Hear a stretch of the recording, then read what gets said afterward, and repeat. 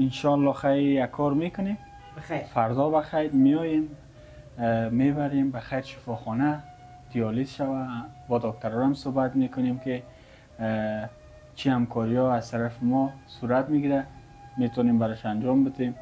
انشالله که صحتیاب شوه خوب شوه بخیر دیگه از این مریضی از این مشکلات شما خلاص شوین انشالله. خداوند بزرگ است همون مریضا رو شفا بده. این بچه که مقبول انشالله که شفا بده.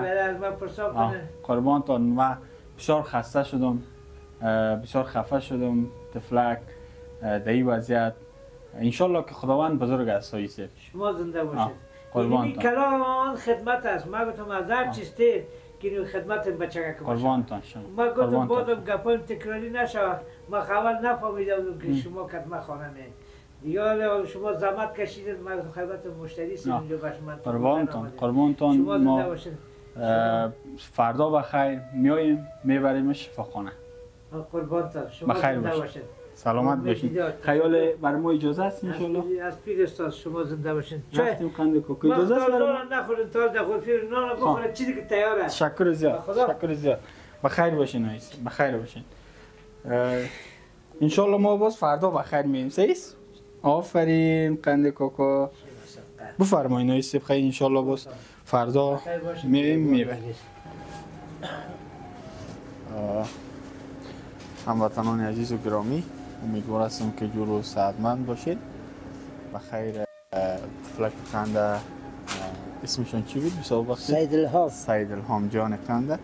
سید الهام عزیز امروز بخیر آوردیم به شفاخانه بابت دیالیز گردگکایشان که انشالله این کار بتونه سبب شفا یابی عزیز سید الهام جان شود و پدر جان قند یک خواهر ما به اسم طاهره مبلغ 30,000 افغانی را برای شما مساعدت کردن همکاری کردن به خاطر تداوی سید الهام جان که ما آوردیم همین تحفه را برای شما تقدیم کنیم و همچنان دیگه هموطنان عزیز و گرامی ما که این برنامه را میبینن ما امیدوار هستم که بتانن به خاطر تداوی درست و بهتر سید الهام جان همکاری کنن مساعدت کنن تا اینکه این طفل قند و طفل معصوم صحتیاب شود. همین امانتی خواهر گرامی ما را و بسیار زیاد تشکر از خواهر ما که لطف کردن این مبلغ ارسال کردن به خاطر تداوی سید الهام جان. 1 2 3 4 29 پدر جان قند هیرم 30,000 افغانی که خواهر ما طاهره از لندن بر شما همکاری کردن کمک کردن به خاطر تداوی سید الهام جان و ما امیدوار هستم که این کمک ها مساعدت ها ادامه پیدا کنه و دیگه هموطنان ما هم به خاطر تداوی بهتر سید الهام جان مساعدت کنن همکاری کنن. فعلا اگر برای ما اجازه باشه که ما بریم بخیر دیگه. تشکری از این میکنم که هر کس که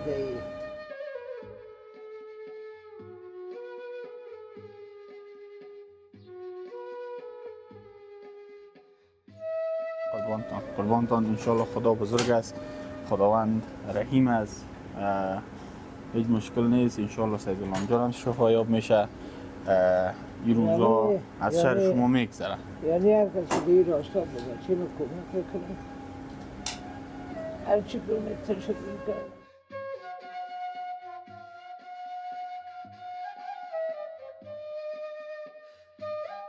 ساله نیست من خود دیروز امرای من مصاحبه کردیم الحمدلله از خدا خود راضی شدم.